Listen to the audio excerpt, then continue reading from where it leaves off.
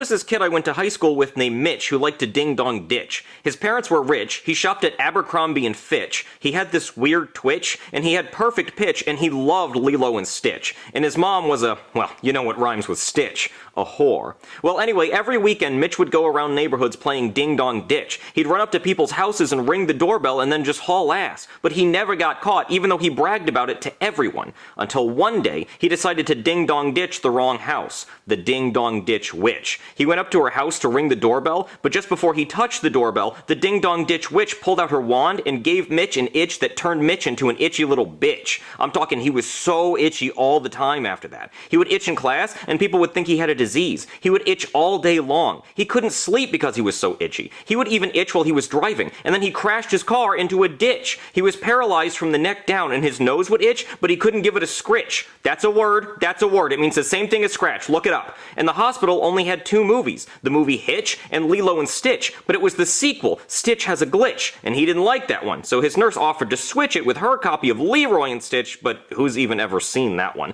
My main point is that he's still in the hospital bed to this day, paralyzed from the neck down, with an itch he just can't quite fix.